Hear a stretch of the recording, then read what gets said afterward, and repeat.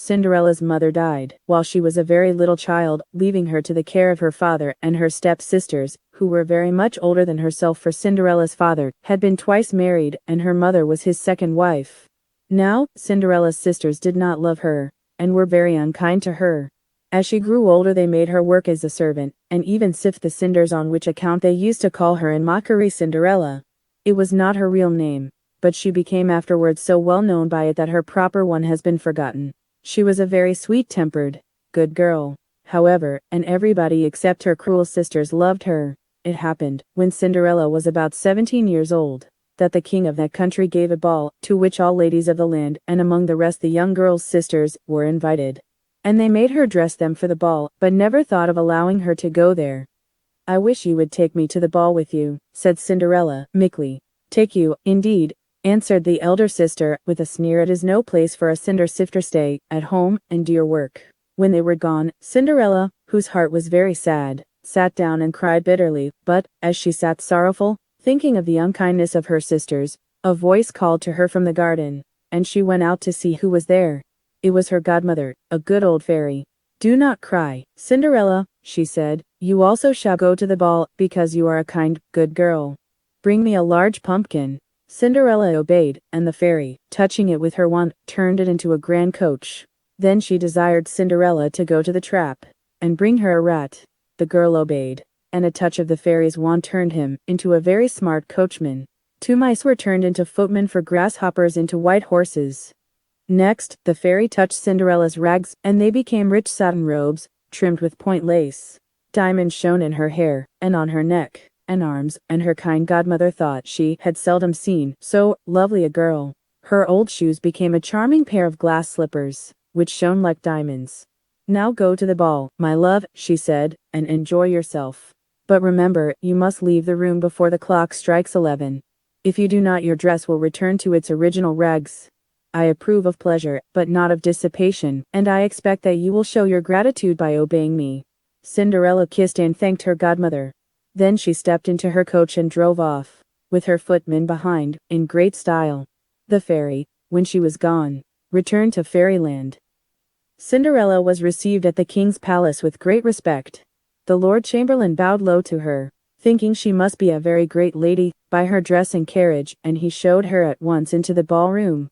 She was so beautiful that everybody looked at her, and wondered who she was, and the prince asked her to dance with him, and afterwards would dance with no one else. But she made haste to leave a little before the hour fixed, and had time to undress before her sisters came home. They told her a beautiful princess had been at the ball, with whom the prince was delighted. They did not know it was Cinderella herself, and she was amused to hear them admire her grace and beauty, and say that they were sure she was a royal lady. The prince was quite vexed when supper time came, and he could not find his beautiful partner, and no one had seen her leave the room. But in hopes of beholding her again, he persuaded the king to give another grand ball.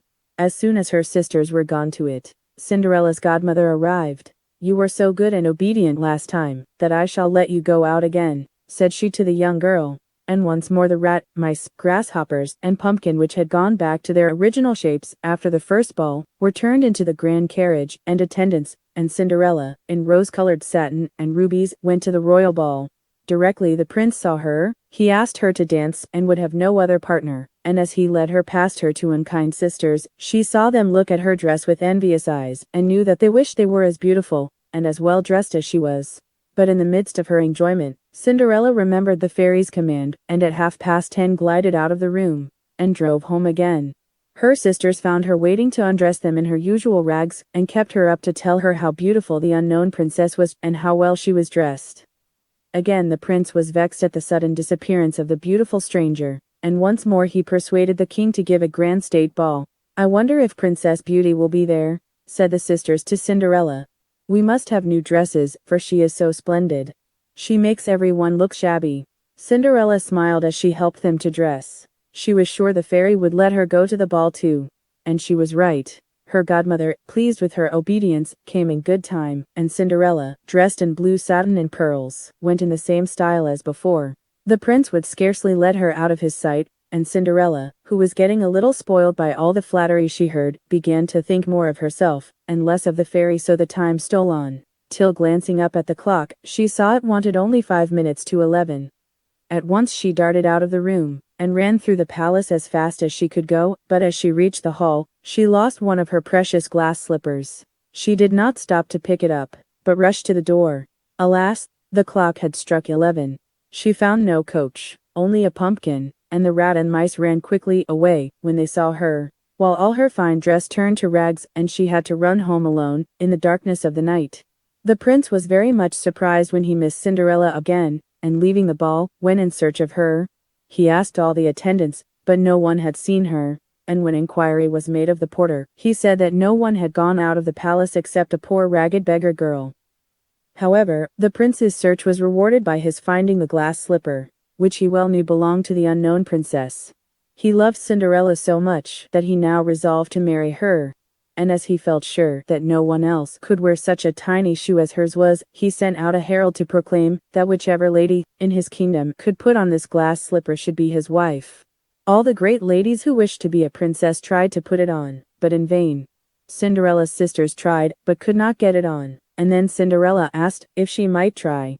They laughed at her, but the prince, hearing of her wish, sent for her. She went with her sisters in her poor dress, but very clean, and at once put on the slipper. Then she drew the fellow of it from her pocket, and slipped it on her other foot. The prince, who had thought the moment he saw her that the poor girl was very much like the beautiful princess, was delighted.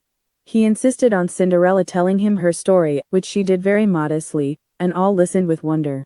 As her tale ended, the fairy godmother suddenly entered the room, and placing her godchild's hand in the prince's, said, "Take this young girl for your wife, Prince. She is good and patient, and as she has known how to submit to injustice meekly, she will know how to reign justly." So Cinderella was married to the prince in great state, and they lived together very happily. She forgave her sisters, and treated them always very kindly, and the prince had great cause to be glad that he had found the glass slipper.